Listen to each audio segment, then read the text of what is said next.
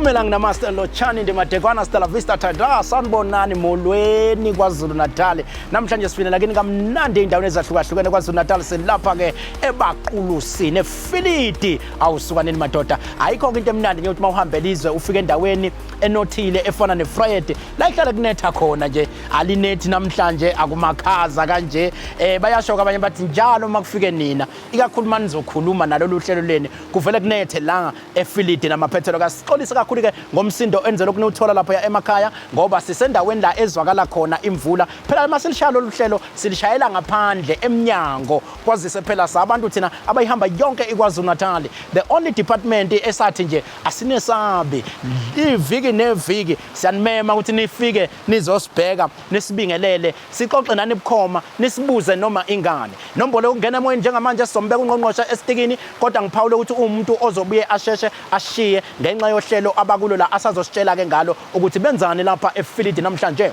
inombolo ithi 076 704 7493 076 704 7493 inombolo ongangena ngayo emoyeni ungene kamnandi ke ukukwazi ukubuza uNgqongqoshe noma ngabe imuphi umbuzo ofisa ukumbuza unegama lami uNtokozo kwaMaphisa SA lapha ku Facebook kanti Facebook page yoMnyango ethi KwaZulu-Natal Department of Health mawufuna uba ingxenye yalelo hlelo ngaphansi kwalawo mapage ungangena ke kwamanje ubhale imbono yakho sikwazi na ukuthi sikufunde khona la ngale kokuchitha isikhathi sila efilidi ebaqulusini angibingelele kuNgqongqoshe ngithi sobona siyabingelela Ntokozo sibingelele kubalaleli emakhaya sibingelele nakubabukela emakhaya nabo bonke abasilandela kuma social platforms zethu sithi sanibonani nakho nithelekile la efilidi sibona imvula itheleka kanye nani sesiyayibuthi kathi bazokwenzani kodwa ngiyabona nokuhloba futhi nihlobile nibahle banibona lapha ku television manje uthi hey uthi omunye hey uyababa uNgqongqoshe manje angazi kusho ukuthini ukubaba lokho kodwa uthi uyababa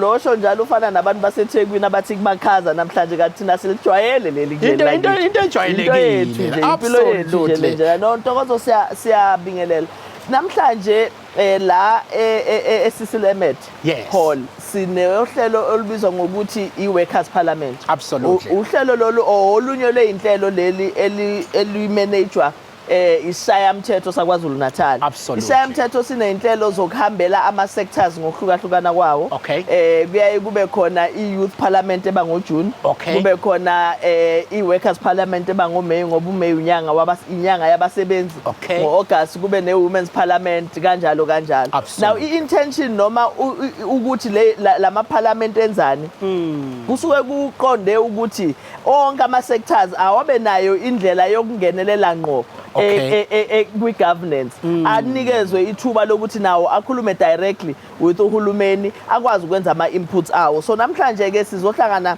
noma sihlangene nama-federations onke abasebenzi akhona kwi-province yaKwaZulu-Natal kuyaxoxiswana ke phakathi kwawo abasebenzi ne-leadership ye-province yaKwaZulu-Natal kukhona ke ngisho nama-departments aqhamuka kuzwelonke ngoba umsebenzi uyazi ukuthi uMnyango wabasebenzi ukuzwelonke so zikhona ezinye izinto eyidinga ukuthi uhulumeni kazwelonke akwazi ukuthi aphendule kuzona angenelele kuzona so nabo ke laba baku-national sibalethile la namhlanje noma balethwe umama uNontembeko Boys speaker ngingaze ngithi sibalethile ngathi yes kodwa nawe ngibona ngathi ubalethile ngiyabona noMnyango wezeMpilo ukhona la kuyanyakaza so ngokuba khona kwethu nje kusho ukuthi sine sibalethile absolutely silapha silethe ngo sibonge kakhulu ukuthola incazelo kodwa ngiyazi ukuthi ke abanye baye beyibuze bezwe ngizwe kuthiwa constituency yakho futhi ngokukuthunywa yiParliament ngoba phela wena ubuye ube seParliament ngokukuthunywa ubuye ube ngapha kwiCabinet ubuye ube ngapha eMnyangweni but ke komnye kuyibuza makhulunywa ngeconstituency so kusho ukuthini ngiyangizwe kuthiwa ke abaqulusi iconstituency yakho futhi no kunjalo Ntokozo abaqulusi njengomasipala akuwona iconstituency yami ilapho engumkhokhi wentela khona ngi-ratepayer yasebaqulusini umuzi wami la ebaqulusini kodwa iconstituency yami sedumbe okumasipala osondelene nabaqulusi ngokwe-district so ilapho ke engithunywe khona ukuthi angisebenze ngenze wonke umsebenzi kahulumeni khona shuthi nje umuntu angasho ukuthi mayekubona ati dudla untombi yasedumbe mhlumbe Angasho. absolutely angingazi ke noma ke kusashiyo intombi kodwa ke wena sazi ke lapho absolutely cha ngizothanda ngqongqoshe ukuthi ke sigudle kama sibheke eDurban eThekwini ke likalbanana eGagasini yabona ke sigwenye indawo ke namhlanje lithi linetha libe liduma libe libalela same time selibaleleke ilanga eFriday manje angisazi ke bazothi ababona ku TV siqamba manga ngoba belinetha lidliva manje liduma futhi kodwa libalele liphumile kodwa imvula isekhona hayi impilo yethu hayi cha impela ke hayi bengithi ngiyazazi izinto ngibona okunye ke namhlanje sibheke eThekwini eDurban eGagasini lapha ya ePixley sizwile ke kuthiwa ingazi ukuthi kube khona ukuphazamiseka kokusebenza kancane kodwa osukwini la izolo kwase kuba nezithembiso zokuthi osukwini la namuhla kuzoba kukhulu ukuphazamiseka ngokuthola kwenu ithini into yasePixley Ntokozo it's very unfortunate ukuthi kwenzeka lokho okwenzekayo ePixley ngoba uma sizwa kunabafowethu labana abathi abantu okufuna basebenze esibhedlela iPixley abantu abaqhamuka kwamashu ink area kuphela kungabi khona omunye umuntu osebenza lapha noqhamuka kwenye indawo okusho ukuthi unesi osebenza ePixley ngoba isibhedlela sikwamashu kufanele bonke onesi abasebenza lapha kube onesi basePixley bakwamashu noma Ntuzuma noma iNandi okusho ukuthi odokotela bonke kufuna kuba abaleyo ndawo including aba administrators nabantu abacleanayo and so forth kufuna sichaza ukuthi okoqala nje uma si-advertise siyithathile into consideration noma sibukile udaba lokuthi abantu bendawo bayaqasheka bakhona Ntokozo abantu bendawo baqashiwe kulesa sibhedlela kodwa sikusho lokho sikwenzile lokho kunjalo isibhedlela sePixley akusisi isibhedlela sakamashu isibhedlela saseThekwini isibhedlela seprovince okusho ukuthi abantu beprovince abahlala kwaZulu-Natali uma bequalify banalo ilungelo lokuthi abaqashwe kulesa sibhedlela abantu abahlala eThekwini lilonkana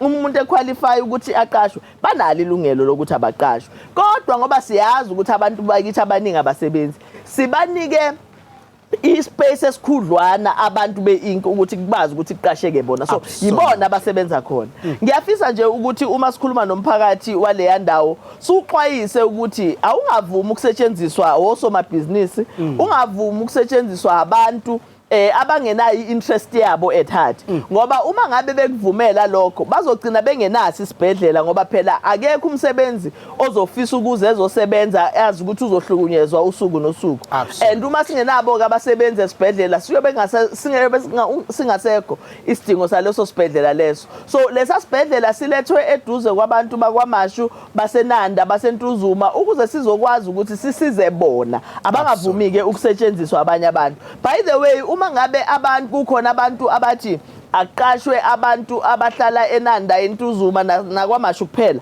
kusho ukuthi bonke labantu bakwamashu abasebenza la eVyrheid noma abasebenza eZululand kufuna iZululand njenge district baxoxe noma abantu baseZululand babatoyitoyele babaxoxe bathi ababuyele emakhaya bonke abantu abahlala abaqhamuka kwamashu eNanda eNtuzuma abasebenza emkhanya kude futhi abantu basemkhanya kude kufuna abatoyitoye kuthiwa bahambe babuyele emakhaya siyakwazi lokho ngoba siyazi ukuthi sinabo absolutely abantu esibaqashile kuwo wonke lawo amanye ama district abaqhamuka eThekwini abaqhamuka kwamashu abaqhamuka eNtuzuma abaqhamuka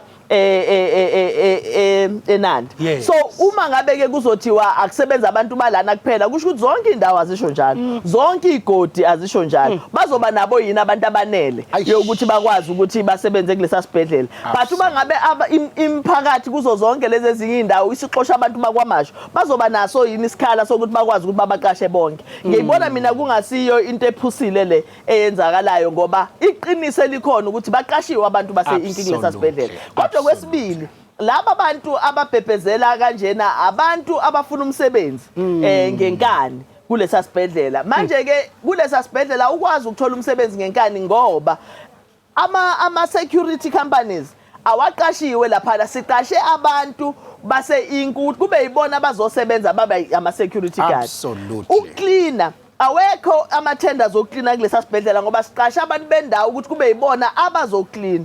Ayikho ithenda yokupheka kulesa sibhedlela ngoba siqasha abantu bendawo ukuthi kube yibona abazopheka esibhedlela. So uma ngabe-ke kunosomabhizinisi abathi abawathola amathenda kulesa sibhedlela basho maphi amathenda ngoba isibhedlela phela sesiqedile kwakho. Yebo. Sesakhiwe saphela ngesikhathi sakhiwa isibhedlela abantu bendawo ibona babe participate ekwakhiweni ngoba iyona nto yayikhona ngaleso sikhathi ayisekho kenye into manje. So siyafisa nje ukuthi abantu bale ndawo sivumelane nabo sibambisane nabo. Ngoba siyabazi uyabona ngaze siphoqakala ukuthi siyolanda ilist yabo bonke abantu esibaqashile. Sisho ukuthi cha ubani nobani nobani lo uhlala eNanda lo uhlala eNtuzuma lo uhlala kwaMashu ngoba sinayo leyo list. Akufanele ke size siphoqe ukuthi size sifike lapho ngenxa yabantu abanama interest wabo. Mina kodwa ngiyacela kumphakathi wale ndawo ukuthi asingakuvumeli lobugebengu ngoba lobugebengu buzogcina thina endaweni yase-Inki singenawo ama services. Bona laba abantu bosomabhizinisi abanye babo by the way banama medical aid. Bayakwazi ukuthi umuntu megula ahambe aye esibhedlela kwi private hospital. Angadingi ukuthi eze la ePix. Kanti iPix siza thina esingenamali sine eseyindaweni yasemalokishini. So asingavumeli ke ukuthi sisetshenziswe abantu ngaleyo ndlela. Ngibonge ngqongqoshe ukuthi uyichazele indaba. Baningi ebisusa ke uhlevane mawuthi uyayizwa. Ukhona nomunye nje othi bamvimbile bathi wale emakhaya. Kanti uzokhumbula ukuthi eindaweni ezifana nazo lezi sihlala kuze emalokishini. Kuyenzeka ukuthi ubaba wayenalo nje ikhaya la elokishini. Ubaba wami esebenza la eThekwini unomuzi vele. Nale emakhaya wayenawo umuzi futhi. Kungenza kungabi mina ke owakhona lapha yamangize ekhaya la emzini kababa ola elokishini. Buza into efana naleyo kodwa ke njengoba usuchazile nje ikakhulukazi ke isibhedlela lesi saseThekwini ngiyithandile leyo futhi mayichaza ukuthi abantu baseThekwini ekuyibona abanikwe ithuba elikhudlana nayo i-Ink area yanikwa ithuba elikhudlana futhi iTheku futhi Ntokozo linawo amakhaya kwalona. So ngeke ke uthi wena ngoba uhlala la kwaMashu kwa A bese kuba khona umuntu wase wenye indawo yasemakhaya ukuthi lowo muntu akuse waseThekwini.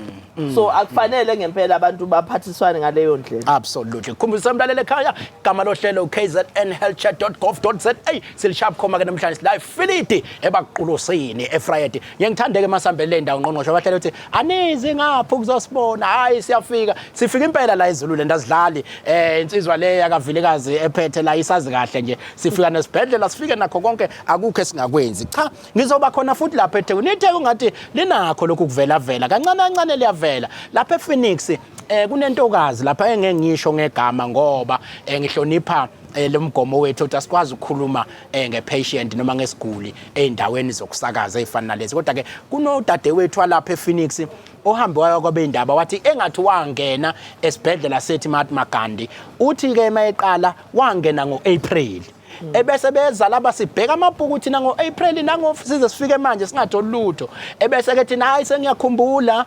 kwakuFebruary siphinde sihlehleke siye emuva kuFebruary sibheka singatholi lutho aphinde ethi ngathi nami angisazi kahle akakhumbuli kahle kodwa ekukhumbuleni kwakhe uthi yena wayathola ukuthi angene esibhedlela washona kusho odokotela bamtshela odokotela useshonile base bemusa ePhoenix emochwari wafika lala emochwari uthi waphaphama egodola ngaphansi ekweshide elimhlophe kodwa masiyathi emochwari asitholi lutho kuningi nje sethu ngaphambi kodwa ukuthi uphendule lo mbuzo ngicela ukuthatha umxolisi Magwaza usemoyeni sawubona. Yebo ninjani baba Maphisa noNgqongqoshe la eSifundeni. Ngiyaphila mfowethu ushaya ukuphi wena? Awu bathi ngishangile ngawona ngoma ithi ngifuna uNgqongqoshe isifamba sikhuleka sakhuluma ngenqomo bakithi. Awu bakithi. Ngicela nje bathi Maphisa ukuthi ngingamoshe isikhathi ngikhulume nje okubili. Okokuqala baba Maphisa yazi uNgqongqoshe ngiyafisa ukuthi sengathi ngangenela lapha kubantu abakhulele yazi khonto engayibuka nje ukuthi ulwazi kahle lapha ePhixeni emaklinikhi nabanalo ulwazi lokuthethiya ngoba sila emakhaya sena indlela ngawo kube lutho yena ukuthi manje inkinga yokuthi mhlawumbe yahendle ukuthi kodwa mokusekhini ukuthi right mangikuthola kahle ngathi ukhuluma ngokuthi ucela ukufakelele kakhulu lapha endaweni zasemakhaya noma ngakonongoma othi ukaNongoma laba basiza abakhulelwa ababelethisayo ngikuthola kahle ebekhona ngiciniso mhlawumbe nesizoba nolwazi ukuthi umuntu uma ekhulile ngizela ngathi ufekiliki sesihlala sekumele siyasebenzisa kuyalethi ama-ambulance nawo atholakala ngoba nje imali. Okay, hayi uzwakele oqala. Okwesibili ngoba ngithi ngilapha entweni enso into engangayikhuluma enso ingazimela kunomuntu mama engizala naye lo wami ubuFriday manje kathi ngikuthi mhlambe u-1 to 30 yazi inento nokuthi iyamphathi bebuhlungu manje ukuthi yini angayenza njengoba mhlawumbe umfana ngombe yini angayenza ukuthi mhlawumbe afondise abasizakale akwazi ukuthekela ehlole ukuthi izinso kunenkinga yezinso. Hayi ke ngiyajabula ngoba no district director ukhona la uzokwazi athola imininingwane yakho amthinte ukuze ke umama akwazi ukuthi asize kodwa ngqongqoshe unomama wakhe onenkinga yezinso ebese thinta yabakhulelwa emakliniki akube khona at least oyedwa nje onolwazi ngento yokuthinta ukukhulelwa ngoba kwesinye isikhathi mabe bafika emakliniki akekho uneso wazi bese kuthiwa kulindwa iambulance nayo ke kuno uthi kune load shedding yenza igcina ingatholakali ubebeka into enjalo nje. All right, I hope bamagwazi akusho usehambile bekufanele sithintane naye ngoba kufuna asitshele ukuthi iliphi leyo clinic ngoba i-primary health care isho ukuthi i-clinic ne-clinic inomuntu oyedwa okwaziyo ukusiza abantu abakhulelwe. Akithi siyayesizwe ntokozo ukuthi umuntu okhulelwe sithi akahamba eclinic ayoqukuza. Yes. So okusho ukuthi one of the primary pillars ze clinic ukusiza abantu abakhulelwe. So ngeke uthi umuntu akaxukuze ungenayo umuntu okwazi ukumxukuzisa. So uma ngabe kunenkinga enjalo kusho ukuthi kufuna asitshele leyo clinic leyo sidlile nayo kodwa ama clinic ethu onke anabantu abaspecific anabantu onesi ithi ngathi abantu angithi onesi anonesi abadila nama minor elements umkhuhlane ilonda uyabona into ezincane ezinjalo bese kuba khona onesi ababhekelele nje ukuthi umuntu umekhulelwe wenziwa njani utrithwa kanjani ubhekwani lento esibiza ngokuthi ukuqukuza. So it's part of our pillar yokuthi kwi primary health care noma kuma clinic ethu khonani. So uma khona into engenzeki ke asithole indaba siyingenelele ngoba kusho ukuthi kunenkinga kuleyo clinic hayi ngoba ama clinic ethu njalo. Absolutely. Okwesibili uthe umama ungathi unenkinga yezinso uyafisa nje ukuthi angasizakala kanjani ukuze asizakale umama ngezinso ezimphethe. Nokulungile uba magwaza sizomfonela manje nje ukhabazela uzomthinta ebese emhlanganisa no district director ubaba uVlakazi. Yes. Baba uVlakazi uzoya kuyena bahlangane nanomphakathi nane team yakhe bakwazi ukuthola kuqala ukuthi umama uphethwe yini uke waya yini eclinic noma esibhedlela kwathiwani and then bese siyithatha from lapho ke thina. Injalo ke mntaka babuzwile ke uthi usizo liyezwa ke ake siphindele ke eDurban bengilapha ePhoenix wayiseke phaphama kumakhaza lapha yana ePhoenix ngiqhubekela ngigcine khona wagodola wayeseyibona ukuthi uyaphila wayeseyaphuma kodwa ke siyithola manje ke engathi uthi yena ngokukhumbula kwakhe kwakungo February kwabanye ubethe ngoApril manje ke ngangazi uma benilitholile lolu daba nodaba onolibuka kanjani eMnyangweni. Silitholile lolu daba Ntokozo uma siqala silithola silizwa ngabamaphepha ngoba siliqale lapho usiwarishile kakhulu ukuthi kwakwenzekeni safusa nokubona ukuthi ubani udokotela owamcertified as umuntu odlulile emhlabeni ngoba sasizofuna ukuthi sixoxisane naye udokotela loyo siza ukuthi wayegule nani kwenzekani wazipresenta kanjani sase sesiyabuyela ke siyobheka ifile lakhe sifuna ukulibona ukuthi wayenani wayengene nini kwenzekani cha asizange simthole akazange atholakala impela esibhedlela njengomuntu oke wangena udadewethu lo wasePhoenix but saqhubeka saye ePhoenix ke emoshari manje yona qho sesifuna ukuyobheka ke manje emoshari ukuthi khona yini umuntu onaleli gama lika dadewethu abake bam-admitha noma umzimba waleli gama owake wafika kubona asikaze silibone enhloko but sase sithi mhlambe kuyenzeka ukuthi ngesikhathi eshona esibhedlela kukhona ongazange alithola igama lakhe sesifuna ukubheka ukuthi even nakulabo okuthiwa baziwa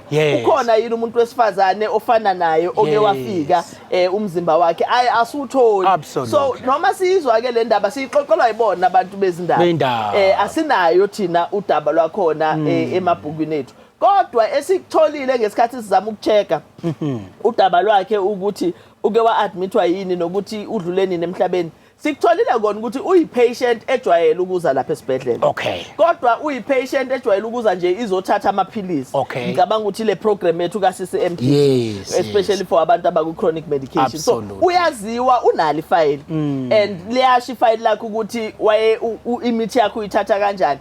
Liyasho ifayili lakhe futhi ukuthi egcina ukubonakala esibhedlela. Okay. Kwakumhla ka-20 ku-April. Hawu. So okunye ke asikwazi, siyacela nje ukuthi mhlambe bekungasiza naye noma abasondelene eduze kwakhe uma ngabe banawo ama details adlula nalawa singaxoxi through media basondele eMnyangweni wezeMpilo so that sizokwazi ukuthi siyithole kahle indaba ukuthi kwakwenzekeni ngempela ngoba kwesinye isikhathi asikwazi ukudisclose noma ukuveza isigulo somuntu njengoba silana eindabeni nje kanjena kodwa kuyenzeka ukuthi ezinye igulo zikwenza ukuthi ucabange ngenye indlela ezinye izinto noma uzibone ngenye indlela ezinye izinto so kufanele ke sisondelane angisho ukuthi udadewethu unaleso sigulo but uma sisondelana nomndeni sizokwazi ukuthi sikubheke but ngiyafisa ukuqinisekisa ukuthi cha asinayo i-history yakhe esibhedlela. Ayi ngikhumbuza nami omunye ngisasebenza lapha nesibhedlela kwakuthiwa iBenedictine wayefika lapha nathi uyisilo samabandla onke athi mina isilo azisho ke asho kuningi manje sengiyayicabanga lento manje kodwa ngiyindawo nalokucabanga ngiyaphela nje khona la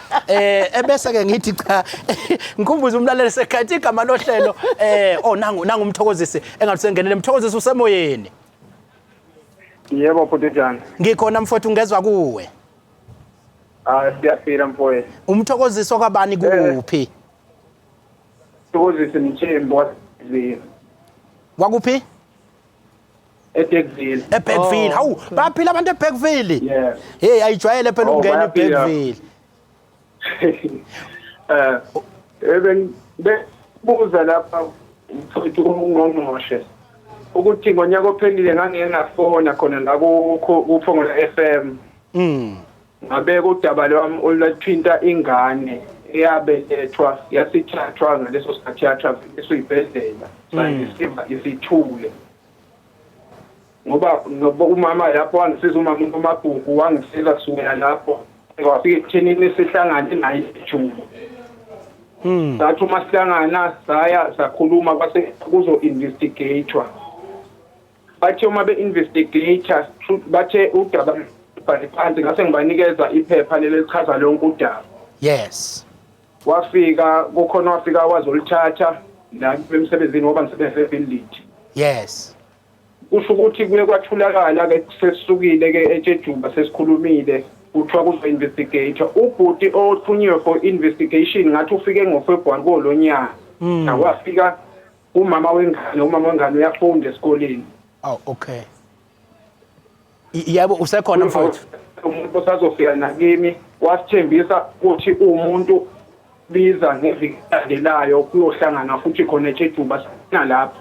Ngase ngibuyela kubaba uvi engicabanga ukuthi u-district manager. Ayi ubaba Vilakazi. Wayesengithembisa uVilakazi. Absolutely. Wasengithembisa ukuthi ngomthembisa ukuthi emva kwabudi uzobe seyangisa futhi ukuthi kuba kanjani since kuze kube manje akwenzeki lutho investigation usithembisa na into engekho. Absolutely. Cha, ngoba ubaba Vilakazi ukhona naye la sizomnika ithuba lokuthi akuphendule khona la emoyeni ngoba engathi udaba vele alwazilo lisesithandeke thina ukuthi ke makunesimo esifana nalesi sihlale phekwalo amathondo ngqongqoshe. No siyabonga kakhulu Ntokozo. Yabona nje ingakho siyasithi nasinale inhlelo abaphatha babe khona ubaba uVilakazi nangu ukhona.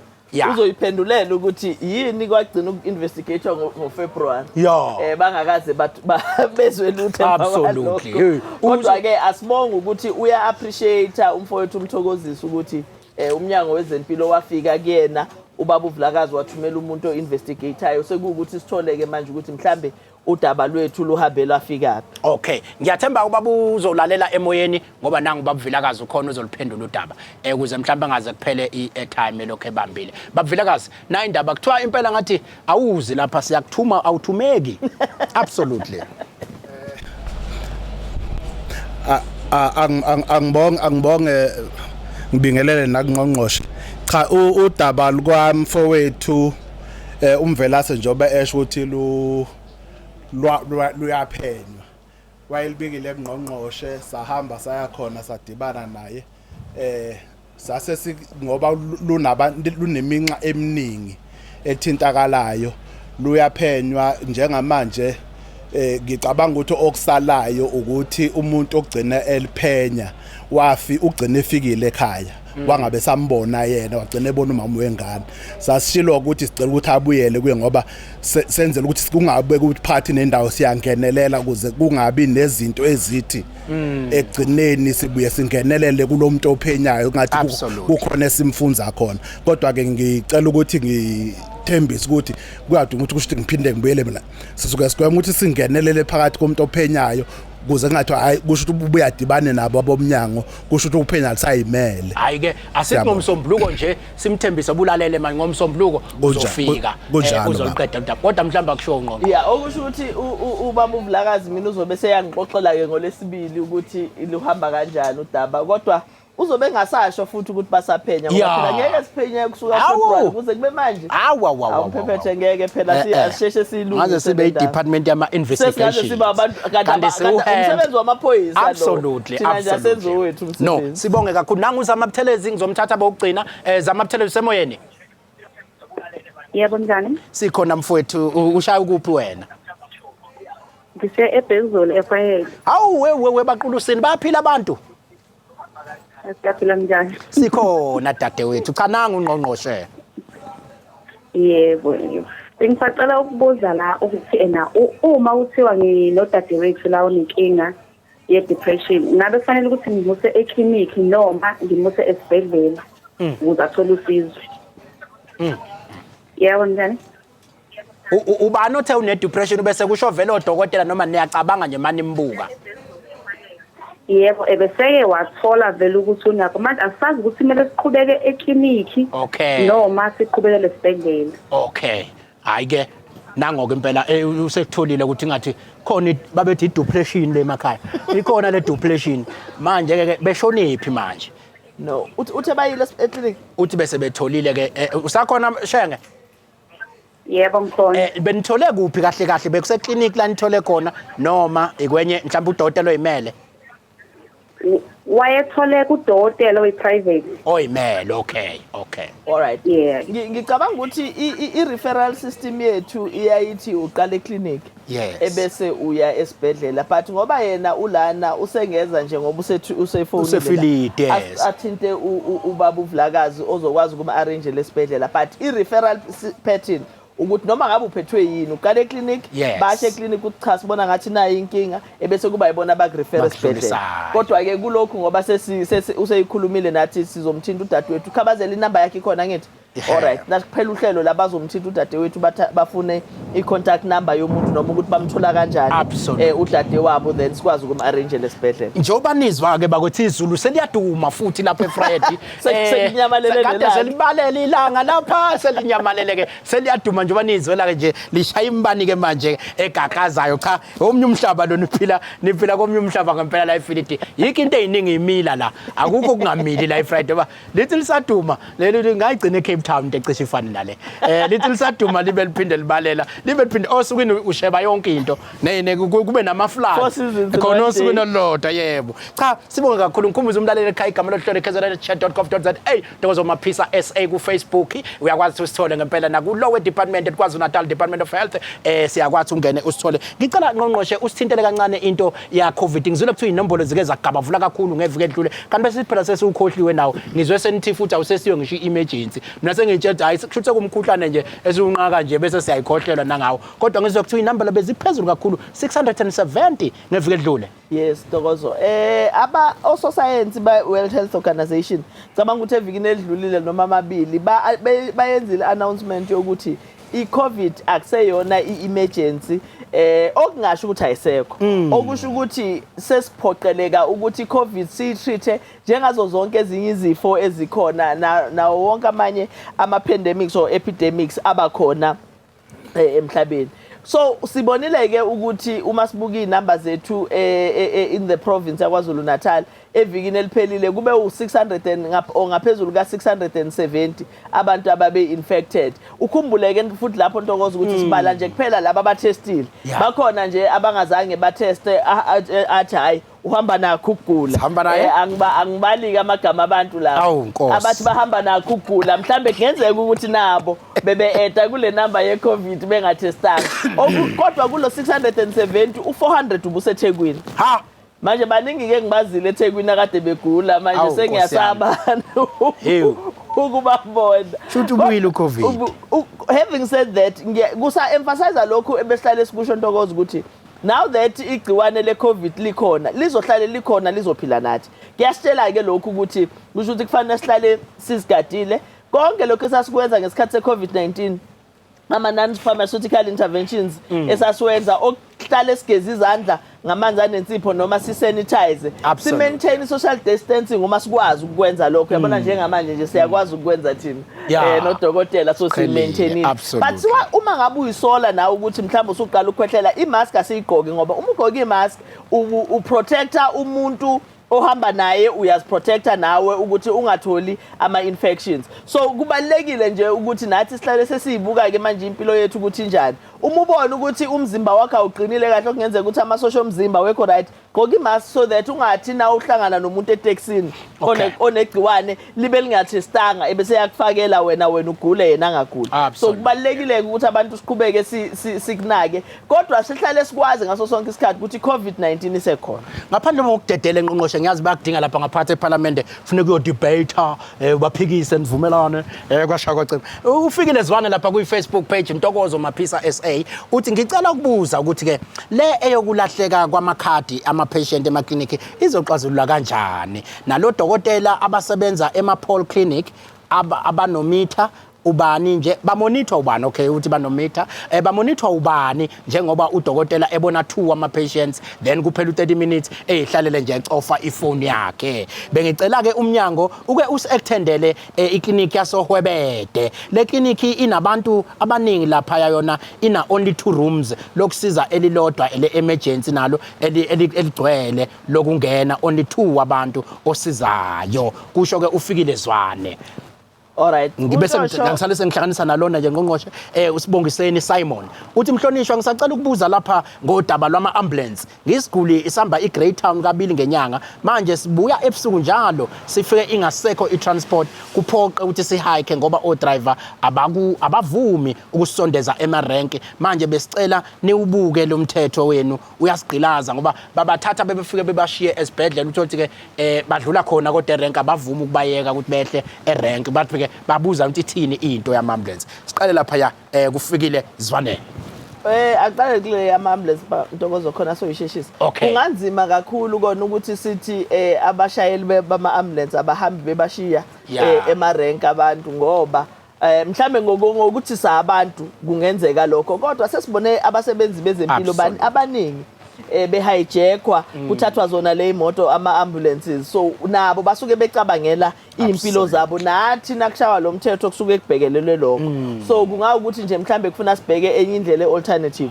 yokuthi basizakala kanjani kodwa leyo ukuthi iclinic ukuthi i-ambulance ime ranking awucabange nje usufika erank uyogibela bese uhlangana neambulance isidunusini ukhona umuntu emkhiphayo hayi angiboni uyalimala ebese umnyethi fela nami ngiyasibhedlela ngicela usalusungula yini uyabona ke bese ngesikhathi kwedla lona kugibela umuntu naye ngoba naye esibhedlela ingane inkinga yakho ingxakanyana ngiyayibona izohlupha so mhlambe ngafuna sibukeke ukuthi ikupho ku-alternative esingasiza ngakho kulabo abasuke bengena transport kodwa ukuthi bamikiswe kungaba nenkinga kodwa ngajabula ngqongqoshe ngifika kwenye indawo ngibona laba sobehamba ngebhasi banikwa ngisho ukudla ngaze ngacela kumnye nami sekukubi indlela awangilumisa kuphila ukudla impela nje in fact ibhedlela eziningi abantu abahambayo laba abasuke beye kuyibhedlela ezinkulu bayalaliswa the night before banika indawo yokulala banika ukudla baphinde balaliswe futhi uma ngabe kuwenzeke kwaphela i-transport ngalolo suku so that avuke ekseni umuntu akwazi ukugibela hamba so yezinye ke zezinhlelo esinazo lezo noma esayibeka senzele ukwazi ukuthi sisize ngalolo daba utheni konke uNtshosho uNtshosho ke ukhala ngokuthi ke amakliniki lawa avele kulahleka amafayela ebese ke nodokotela laba bachofa ifoni babona ababili abathathu ngicabanga ukuthi kufuna asitshele ukuthi siphi leyo clinic in particular lapho odokotela bakhona abachofa amafoni kuze nje sivele sifike sizilungiselele kodwa odokotela abasebenza emakliniki bamanagewa ama-operations manager. Yabona i-clinic ne-clinic ino-operations manager wayo. Okuwukuthi umphathi waleyo clinic leyo. Uphethe onesi abalapho, uphethe odokotela abalapho, uphethe ukuthi basebenza kanjani. Uphethe ukuthi uma ngabe beya elunchini baya bonke yini kanye noma benza lokho esithi abakwenze ukuthi bashintshane, omunye umese lunchini omunye asebenze, noma beyetiyeni bangayetiyeni kanye. So uma kukhona indawo lapho udokotela akahlala 30 minutes engabheka ama-patients, kusho ukuthi kufuna sikuthole lokho. Siqale sikhulume nomphathi waleyo clinic asichazele ukuthi kanti yena wenzani, ngoba phela thina simkhokhela ukuthi amanage. Uma engamanage-ke kusho ukuthi umsebenzi wakhe awukho. Funa sithole umuntu ozokwazi ukwenza lowo msebenzi. So udadewethu angasinikeza igama laleyo clinic sizokwazi. Ikhona iphakamisile la athe uhwebede. Leyo uthe ucela i-extend uthe incane. Yeah, mhlambe ke kungenzeka ukuthi iyona kodwa akasichazele. Okwesibili lokho kade kukhuluma kwama-files. Uyabona ke indaba yokulahla kwama-files udaba osoluhluphe kakhulu eMnyangweni wezeMpilo. Ingakho size sa-implementa iprogram yethu lesibiza ngokuthi i-health, ngoba sibalekela kona ngempela ukuthi ama-files angalahleki. Siyabona ayalahleka. Siyabona futhi ukuthi ayalahleka. Siyazi ukuthi abanye abantu bathi nabefikile eclinic noma esibhedlela umuntu alinde 2 hours 3 hours esalinde nje ukuthi kutholakala ifile yakhe, okuyinto engafanele yenzeke lokho. So i-implementation ye-health iyona ezosiza. Sisaqale ibhedlela ke manje uku-implementa khona, sothi sisuka bese siza khona ema-clinic. Ayike icace kakhulu Ngqongqoshe, ngiyabonga kakhulu ngesikhathi sakho siphe sona namhlanje. Ngizocela sikhulule njengoba siyazi ke kunabakudingayo lapha ngaphakathi, kusamele niyolibeka udaba lapha ngaphakathi. Siyabonga. Sibonge kakhulu ke usesizothatha ke isikhathi sigijime ngejubane elide, ngoba phela siyathi leli viki nalenyanga kusuke kubungazwa i-high blood pressure nokuyisifo ke emakhaya esaziwa kakhulu ngokuthi i-high uthi ugogo ethi ngiphethwe i-high. So ke isifo ke lesi othola ukuthi ke mawukuthi esigadlile kuyakwazi ukuthi ngempela ke sibhekane naso kahle kakhulu. Kodwa ke silanda udokotela la uNdosi usibonele umfoka Cele insizwa ke khona la isibhedlela eVyrheid ukuthi ke awusondezele mfowethu ukuthi ke iyini i-high blood pressure, kodwa ke uqala uzisho ukuthi ubani wakwabani usuka kuphi, bese usibekela nje ukuthi yini le high blood pressure. Okay, ngiyabonga. Ngibingelele emakhaya. Ngoba usungichazile ngoSibonelo Cele, ngisebenza njengodokotela eVyrheid esibhedlela. Ngizalwa khona futhi ebaqulusini endaweni yaseMondlo. I-high blood pressure, i-high ngokuyazi kwethu, isifo somfutho ophakeme, okuyi-BP. Okay. Wegazi ophakeme. So siyasithi uphakeme ngani na? Siyasithi uphakeme ukuthi mhlawumbe mawubheka noma bekucheck iclinic noma esibhedlela. Ushaya ngaphezulu kwa-140 over 90. Kunenamba esayisebenziseke lapho. Kodwa lokho kuyakumele ubhekeke ukuthi ke kumele bekucheck kube ikhathe ezintathu ezahlukene. Okay. Khona sizokwazi ukuthola ngempela ukuthi uphakeme ngempela yini umfutho wakho lo osuku nawo. Ngokukuthola kwenu yini leyenza kube nalokho kuphakama kwalomfutho? Ukhuthazwa yini? Umfutho wegazi ubangelwa into eziningi esikhathini samanje nje, ikakhulukazi ezimene esiphila ngaphansi kwazo, kuyaye kube i-stress esinaso, ukungaphumuli, ukusebenza kakhulu ungaphumuli, bese kuba izifo, impilo indlela esiphila ngayo, i-lifestyle yethu esisebenzisayo, ukudla kakhulu, ukudla okunosawoti, ukudla amafutha kakhulu, ukudla ama-fast foods. Wawusugadla kimi konke lokho engikudlayo mfowethu uthi awuqondene napho. Unga-exercise ngendlela efanele as well, because kumele exercise at least 2 hours ngeviki. So izinye zezinto lezo zenza ukuthi umfutho wegazi esikhathi esiningi ube phezulu. Yes, cha uyazi manje ngiyibulalele lento oyishoyo yenza ukuthi bese ngiyibuza ukuthi ngayigwema kanjani lento, kodwa ke usungiphendule ngoba phela kuthi kufanele ngijime, kufanele ngenze zonke, kodwa ke angayigwema kanjani umuntu ukuthi angayitholi sele eba nomfutho wegazi ophezulu? Okuyigwema kumele ugweme ilento ele ebangayo, ikakhulukazi kumele udle ukudla okunosawoti omncane, ungadli ukudla okunoshukela, u-exercise at least 2 hours a week, ungahamba uwalke, ungagijima. Kwase kubalula kangaka uku-exercise mfowethu? Ukuhamba nje 2 hours ngeviki, kuya ukuthi ngosuku mhlawumbe uhamba inyakazi igazi. Absolutely. Avoid ama-fast foods as well. Ukuphi ubungozi obukhona ngokuba khona kwalomfutho ophezulu wegazi? Ubungozi bokuba khona komfutho wegazi ophakeme kumuntu kuningi, kodwa isikhathi esiningi sayithola ukuthi abanye abantu bagcina beba nento esithi stroke, isifo sohlangothi. Mhlawumbe beshaya ama-heart attack. Hayibo. Yebo impela.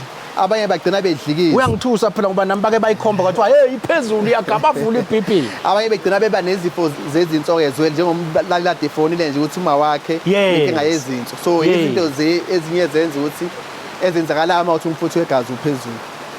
Manje ke kusuke sekuyinini la enibona khona ukuthi umuntu sekumele ke angene esigabeni sokudla amaphilisi kusuke sekwenze njani ke lapho? Amaphilisi kumuntu onomfutho ophezulu wegazi okokuqala nje sesikwenze kumele uqale ngakho lokho kushoyo.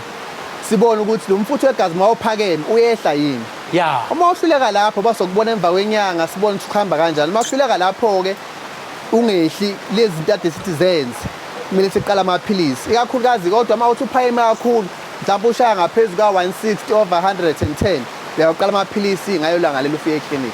Manje abanye besilisa ke baye bethi ke banakho ukutshelwa ukuthi ke umfutho uphezulu emva kokudla izikhuthazi lezi zokuthi mhlambe beqinelwe amadolo makusuke kufuneka beyenkonzweni sihloniphise emsakazweni.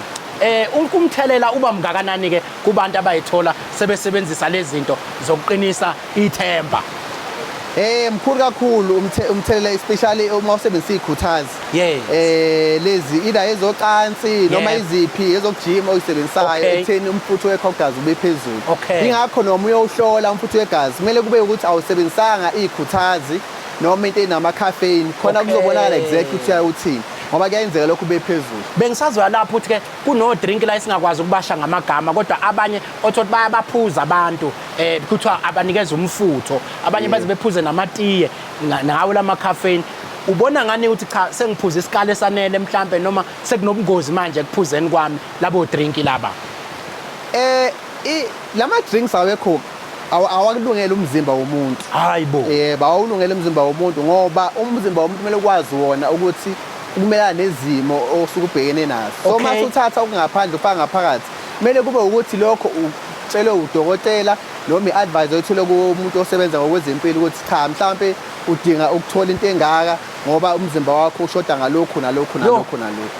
Ayi shuthi thina ukufa sekulanda kuyihlale lapha phela sizosiphakamisa wona lamakani lawa kube ngathi useyintweni mawuphuza ikani lento ethile uyabona cha utshwaleni ke kuba ngakanani kumthelela nakuyi-high le? Akumele uphuze kakhulu. Utshwala ungaphuza kodwa hayi kakhulu. Dokotela wawusukuxolela utshwala engathi nawe uyayithethelela nje. Wathi uthi akumele uphuze kakhulu ngathi uthi nami ngiyamshaya shaya. No uyaphuza utshwala ungaphuza red wine iglass ngosuku enough ukuthi ungayisebenzisa. Kodwa hayi ukuthi uphuze bese kuba into ofuna ukuqeda. Mina ngiyengikhuza abafowethu la emakhaya bafuna ukuqeda utshwala obukhona. Makuyibhodlela liphele ibhodlela makuyina kuphela. Cha siyabonga kakhulu umlayezo wakho ogcina ke ongawudlulisela nje kubantu abaphila nalesifo se-high ungathini mfowethu? Ngingathi kubona lesifo kuyaphileka naso.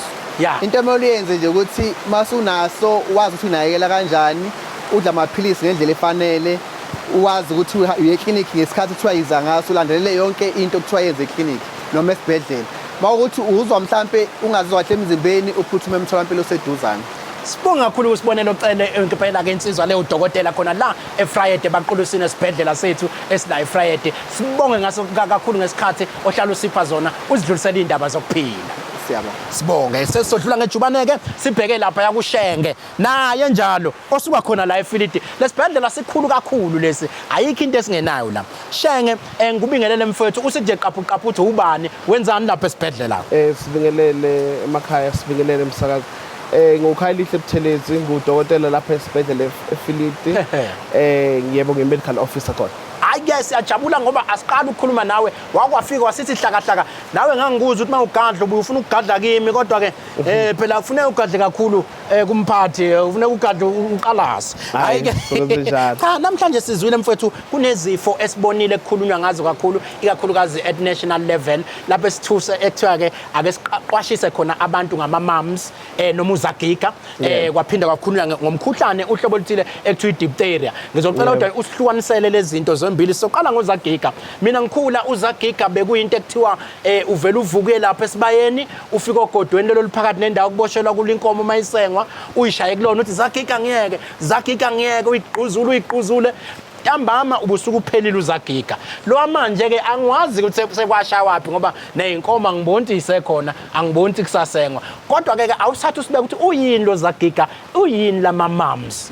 Okay. Ngokwama mumps, ama mumps ithi uzagiga. Yes. Sisho ngoba uzagiga lona ukhozwa i-virus. Okay. Umehluko between i-diphtheria nawo i-virus, i-diphtheria i-bacteria ekhoza leyo infection leyo. Uzagiga ke lo wona ukhoza iswelling kuma glands abala engasemphinjeni nala kumuntu ubonakala ngathi usuyavuvukala la emqaleni ushaya nje lapho ngoba uvuvuka lapho emqaleni kodwa ngathi kwakudlalwa ngathi lento uma uyibheka dokotela yayihamba ifike phi hayi babedlala ngani izimpawu lezi ezivelayo kuba izinkombe ezivelayo ngaphakathi kumuntu ukuthi sekukhona i-infection esingaphakathi kumuntu ngale kwalokho ke siyambona kumuntu abe ne fever, sore throat, fever, ukushisa emzimbeni, umphimbo obuhlungu ubuhlungu babamaseli ukukhathala emzimbeni ingane ingadli kahle konke lokho nokukhwehlela nokuthimula konke lokho siyakubona umuntu eba nakho kuba izimpawu nezinkomba umuntu eba nawo uzageka isifo lesesidalwa yini mhlambe ngizwile ukhuluma ngo-virus no bacteria kodwa ke kudalwa yini mhlambe nje mangisondelene nomuntu uyangithelela noma into ibuthe emanzini ikuphi kunjengomkhuhlane ngena nje njengomkhuhlane ngoba kuya ngama droplets sabe esiphefumula ngawo la ukuthintana umuntu ukuphefumulela umuntu konke lokho kuyakhoza ukuthi ibispread manje ke into ongayigwema le ngoba phela mawuthi niya spread ngokuthi ukukhwehlelana singayigwema makuthi singayigwema kanjani kunjalo iyagwemeka ngoba kubalekile njengoba kade ekhuluma nje MEC lapho ukuthi sihlanzeke sizivikele ngama mask sizivikele nje ukusanitizing ukuthi sizinakekele nezingane zethu futhi ngonjalo ezikoleni futhi ukubuyela nje kuleya mgomo esasesithathile ngo-COVID ikona ongacishe kusilekelele kakhulu kunjalo absolutely manje mase nisilapha ke siyalapheka noma kusuke sekuko ubhubhulabhubha nje mina bese ngishilo ukuthi asiye esibayeni sishaye siphile kodwa ke ngapha niyasilapha lesifo lesi lesi sifo siyalapheka absolutely siyalapheka siyatreateka kodwa kubalekile thina sike sigqugquzela kakhulu ukuthi abantu abagome izingane ngesikhathi esifanelekile ngoba uma ugonyiwe kuba ngcono uyasithola yebo kusithola kodwa kuba ngcono uma usugonyiwe remember ukuthi kulokhu njengoba nje sibe nokuthi siphume sibe khona sibonakala kakhulu einganeni from 5 to 9 years lapho sibona sikhupha khona ngo-83% kuleyo age group kodwa futhi nabo abadala basitholile lesi sifo lesi lapho sibonakala khona kubantu abawu-30 kuya ku-34 years sikhuphuke ngabo 67% kuwo lo nyaka lo esikuwo yebo nokukhumbuza umlaleli igama lohlelo KZNHealthChatDotGov.za lapha kwi-Facebook page uNtokozo Maphisa SA noma uthi KwaZulu-Natal Department of Health sola kakhulu ke lapha ku-Facebook ziyaqhutshwa indaba lapho kuyaxoxwa ngizwile ukuthi ususitshelile ngelo ukhona umlayezo mhlambe enifuna nje ukudlulisa ke ngokwezempilo ikakhulukazi ngokukazagiga ukuthi umuntu osekhaya angalindi angahlali mayibona nakho sekuvela imuphi umlayezo nifuna ukudlulisa umyalezo khona sifuna ukudlulisa ukuthi abantu abagome izingane ngesikhathi abantu uma useqala sebona lezi inkombe sishilo akahambisa ingane emtholampilo akathola usizo mfanelekile size sizomsiza absolutely njengamanje sizokhuluma ke singene kwi-diphtheria nayo futhi okuyinye uhlobo lomkhuhlane ekuthiwa ungenile lifikile angazi ke noma lona lunalo negama lesizulu ngiyaliqala nje mina ngizokuthola isahlasela abantu ababili eSouth Africa iyonke khona la KwaZulu-Natal khona se-Eastern Cape kodwa ngizwe uNgqongqoshe omkhulu esibabaza ethi isifo esigadlayo esinobungozi obukhulu kakhulu ngabe iyini ke yona i-diphtheria le i-diphtheria ke yona ke i-bacterial infection yona nayo futhi iqala njengawo umkhuhlane kukakhulu ke sibona einganeni bese ingane yaqala ikhale nge-sore throat nakhona ibe ne-fever bese yaqala ingane ishintshe isimo sayo nayo futhi yakhoza lokhu kuvuvuka esikhulume ngakho ukuba soleni kwama-gland njengoba ushilo ilamene icishe ilamane nozagiga izoba inkinga ke leyo kuhlukanisa zikhona nindlela zokuyivikela le diphtheria i-diphtheria iyagonyelwa nayo yebo ngicabanga ukuthi okukhulu esifanele sigqugqumezele ukuthi abantu abagome izingane ngesikhathi ngoba i-diphtheria iyagonyelwa uvikeleke kuyo kodwa uma ungazange ugomele yona nayo iyakubamba iyakubamba futhi ikuvale la emphinjeni bese idala namanye ama-complications abakhona obani ke abangaba sengcupheni kakhulu kuyo yonke ke nje lemkhuhlane oyikhulumisile namhlanje kakhulu abantu abaspreada kakhulu lezi zifo lezi iy'ngane ey'ncane ezingagonyiwe. Oh yes. We are in contact ney'ngane ngoba siwumndeni siwumphakathi. Okay. Bona basipeda kakhulu kodwa kuya-affect nabo abantu abadala. Absolutely. Yeah. Kuyenzeka yini ngihlangana nenqwabe yabantu lensi kwathi umuntu hey ngibanjwe umkhuhlane last week waphela kwangena futhi wabuye wangena this week. Kuyenzani ukuthi uthi mhlawumbe last week ushawe i-diphtheria imqolele iphele ifike manje futhi uzagiga umqolele ukuthi ngalela kungena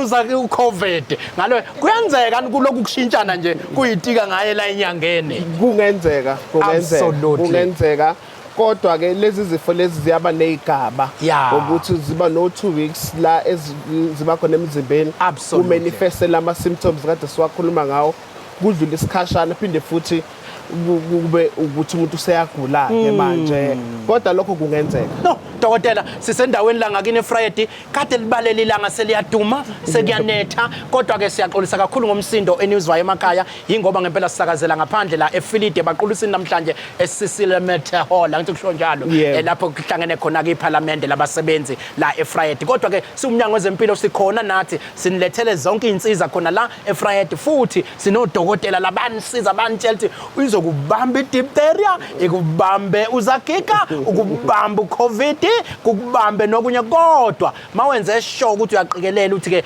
usebenzisa le ndlela zokuwasha izandla ukufaka ama mask ukuhlala siqhelelane esakufunda ngoCovid akujwayele bese kukusondezela kodwa ngikuzwa uyayiqinisa eyokugoma ukuthi asigomeni bakwethu sibonge kakhulu Shenge ngiyasihlale silithozela ithuba ohlala usipha zona KwaZulu-Natal. Siyabonga. Usahleli kanjalo ngisale sengidlula ngejubane ngibheke lapha ya kusister uyabona ke ngiyambona usister ke mangiye ngimbuka usister bese ngibuka la emahlombe ngimbona uza ngeimendlela ogedle gumbe unyuka nabo azayosithela uyabona hayi isifundiswa ke lesi ngeke umthintwe kodwa ke usister uzosithintela yona indaba ke yokuhlanzeka ngoba masithi siyabheka zonke izinto esikhulume ngazo namhlanje umkhuhlane lokhona no COVID nani zinakho ukuthi ziyayithinta into ethi yiba umuntu ohlanzekile ukuze ungayitholi usuba nalesifo lesi ke siyazi ukuthi nango COVID isikhathi sakhe safunda kakhulu ukuwasha izandla safundiswa into ukuthi asisanitize izandla safundiswa into ukuthi ke siyivalele endlini nje ngangiqala ukubona bevalele neendlini hayi bathandana abantu eSouth Africa kwangaphuma umuntu engathi ke manje lezi izindlela esayifunda ziyaqhubeka ziyagqugquza kodwa usister ngicela ke ukuthi asithatha sibe ngoba leli viki lithinta nokubaleka kokwashwa kwezandla andike ngiyathi nina eMnyangweni wezeMpilo into enkulu ukuwashwa kwezandla ngale kodwa ukuthi ngiqale ngigeqa amagula siyaqala ukuba nawo ohleleni awushade ubani wakwabani ushade nobani mawungakashada usho ukuthi usabheka ukuze hayi ke sokutholela thina la abalaleli bazofika manje bezokushada mawungakamtholi ozomshada ubani usister Daisy Mndebele. Ngiyabonga kakhulu ngibingelele nakubalaleli usister uDaisy Ndebele ushadile kwaNdebele. Oh yes siyasixoliseke kini bafowethu halala bye ngisebenza la eMnyangweni wezeMpilo. Absolutely. Ngisebenza ngathini ngeke ngibe kakhulu esibhedlela ngihambela kakhulu primary health care. Okay. Lapho esifundisa khona abantu ukuthi kubaleke ngani ukuthi bageze izandla ngoba sivikela izifo ngaphambi kokuba zingene kumuntu. Absolutely. Yebo. Manje ke mawungakusithatha usibeke ke nenifweni thinda ebantwini kubaleke ngani sihlale sigeze izandla. Ngingathi ukubaleka kokugeza izandla kubalekile kakhulu ngoba izandla yizona ezithatha amagciwane. Okay. Noma ngabe uthinta itafula uthintani konke okuthintayo kuza ngezandla kuwena kuzongiletha amagciwane. Okay. So kubalekile kakhulu ukuthi uma ngabe ukade uthinta noma ngabe la uhamba khona noma usuzoqala uyadla kubalekile ukuthi ugeze izandla. Ngoba izandla zixosha konke amagciwane engawabeka nje njengomkhuhlane. Yebo lesikhuluma ngayo nje. Yes nokuthi mhlambe uphuma endlini encane kufuneka ugeze izandla ngoba uzoba nokukhishwa isisu. Ungazi ukuthi isisu kubangelwa yini ngikhishwe isisu kanti ngoba mhlambe awunakanga wangageza izandla. Okunye ngahle ngikubalule kakhulu ke lapha egezeni izandla emphakathini. Siyazi umphakathi wakithi siyathanda ukuthi masibonana sixhawulane nakhe siyajabulelana. Kwahluleka noma sebenza sishane ngeindololwane hayi sisadumelana ngazo izandla thina.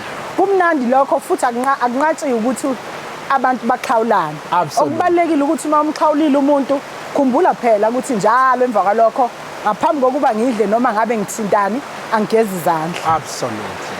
Yebo. Cha sesivala ke mhlambe ngoba ngiyazi ukuthi ke nani ningabantu enihlale niya lapha nje ukuthi ne primary health care niya emphakathini miningi imlayezo enihlale nifisa ukuthi ke nidlulisele kubantu kakhulukazi dokotela ukhulume kakhulu ngemikhuhlane ephumile njengamanje ekhona esithi siyabaqwashisa abantu ukuthi isikhona umlayezo ke wenu ungathini kulesikhathi samanje. Okay, umlayezo mhlawumbe engawusho ukuthi kubalekile ugeza izandla nokuthi abantu ngoba kuzongena imikhuhlane vele manje. Abantu mangabe bethimula besebenzisa amathishu belahla bangakhohlwa ukugeza izandla. Yebo. Nokuthi kulenyanga sikhumbule Health World Organization. Okay. Ukubekile lokhu ukuthi njalo ngoMay siyasithi uma sikhumbuza ngoba isikhathi lapho asikhumbuza khona ukuthi sifanele ukugeza izandla. So uyayathi umhla ka 1 2 3 4 5 Yes. lesi sandla lesokuqala esu5 bese kuphinde futhi ukuthi January February March April May. Okay. That is 5 days enyangeni esi5 uyasikhumbuza uyasigqugqumezela ukuthi sifanele ugeza izandla. Ugeza izandla. Yes. Hayi ngiyangithanda uba nina nenisitshele futhi ukuthi ukuwasha izandla akusho njengoba kunetha nje usuzovela uyilengisa emvuleni bese ithelwa amanzi usuthi ke hayi ke igeziwe izandla. Ninendlela ukuthi ke kumele umuntu ayiwashe kanje nize niba demonstrate. Ithini ke into yokuwasha kwezandla enye futhi engifuna uyithinte ile ukuthi siyafika lapha emncwabeni sinikwe nje amanzi ngendisha eyodwa sonke so 400 thiwa siwasha izandla. Kuphephile ukuwasha izandla ngaphansi kwaleso sigaba lapho nje sonke siwashe endishini eyodwa. Ngalapho akuphephile kakhulu ngempela neze. Into ebalekile ukuthi siyayisifisa ukuthi abantu mabehamba imncwabo engathi abantu bangathelelwa amanzi. Babekelwe noma mhlawumbe ibhakede kube khona obalekelelayo ngejeke. Okay. Ukuthi uma efika ezogeza amkhele ageze ngoba abesampompu jeke ngoba sigqugqumezela ukuthi sisebenzisa amanzi ahambayo. Ungabi amanzi sonke sizogeza khona lapho siyathelelana ke lapho sithatha namagciwane sihamba nawo. Manje ke lapha ke kulento eneni demonstrate ukuwashwa kwezandla ngiyengibona nithi nina akusiko nje ukuyishusha kuphela kunendlela ethile yokuyiwasha. Yebo. Yithini into yokuwashwa kwezandla? Indlela yokugeza izandla ibalekile kakhulukazi ngikhohle ukukubalula lokhu ukuthi emphakathini wakithi kubalekile ukuthi sisebenzise insipho.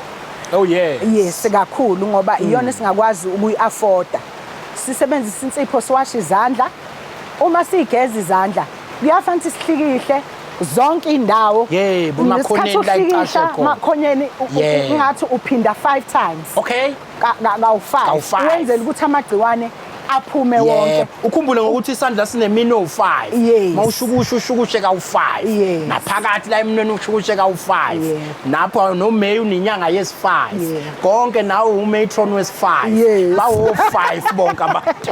Cha ngizwa kahle mina sister ngizwa kahle sister no ngale futhi mhlawumbe udokotela ngoba usekhona nginitshontshe lethuba ngibuze ukuthi ke kule mkhuhlane obukhuluma ngayo kona ukuwashwa kwezandla lokhu kuyinto engalekelela kangakanani ekunciphiseni isifo. Iyona nto engalekelela kakhulu ukuthi kunciphe imikhuhlane ngoba ukuhlanzeka ikhona okuzosivikela ukuthi singawatholi lamagciwane esikhuluma ngawo namhlanje. Absolutely. Cha ingane zakwethu ngiyazi ukuthi njengoba si-iVyrheid namhlanje bakhona baphathi no CEO balasihamba nabo siyabonga kakhulu ukuthi nihlale nje nisondelela kuthina nizosinika information okwesikhathi kuyahlupha ngoba ukuba sisenaso isikhathi ngabe sengiyanibuza nti zingaki iguli ngaphakathi esibhedlela nifune ingaki kusasa nisitshela ukuthi yozani ngobuningi benu kodwa sibonge kakhulu ukuthi Sister Daisy Mndebele ukuthi ube khona namhlanje usondezela yona information le ngokuhlanzeka nje nokuba clean ngale kwezandla ikhona enye i-information enenidlulise ethinta mhlambe ukubaleka kokuhlanzeka ukuze singathelelani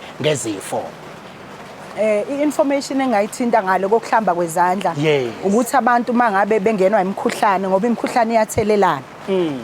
Bagwema ukuthi babe ndawonye uma kukhona nomkhuhlane uma ekhwehlela umuntu athole okokumboza ukuze angathelela abanye. Absolutely. Noma ngabe ethimula ngoba kuthiwa amagciwane maningi kakhulu ngenkathi uthimula nalapho futhi uphinde ukhwehlela. Ngoba ukuthimula kunamandla ukuzwa athimula omnye uzokuthi ubone kuyathimulwa lapha. Absolutely. Hayi lento yokuthimula. Sibonge kakhulu bakwethu ke sibonge kuDokotela Buthelezi sibonge kuDokotela uCele sibonge noko CEO wabakhona la nomphathi we-district babuvilakazi siyabonga naye Simbone Dekho noNgqongqoshe ekade ekhona ohlelweni lolu hlelo bakwethu ke luhle kakhulu lufika njalo njengeviki la uMnyango wezeMpilo uthi KZNHealthChatDotGov.za sikulethela zonke izinhlaka sibuye sibavumele nabalaleli bexoxisane nathi senze izinto zenzeke inombolo yokungena u0767047493 mawukuthi usufisa ukungena kanti udaba liyaqhubeka ke maliphela uhlelo lapha ya kuyi-Facebook page yoMnyango ethi KwaZulu-Natal Department of Health noma uye kuyi-page ethi Ntokozo Maphisa SA Ntokozo Maphisa SA kunabantwana ke ababekiwe lapha yana nje abasebenza ukuphendula zonke izinto enisuke niphakamisa lapha ya bayibengena abanye ngisho na inbox bayaphendulwa ngempela khona lapha ya akekho ngaphendulwa ukhona nokhabazela obahlalele ke nabo ukubabheka ukuthi ke ngabe kuyaphendulwa ngempela yini ingakho ke kulolu hlelo sithi cha okwesikhathi kuhlala kusilimaza kodwa ke asivalelise sethe kulungile ke bye.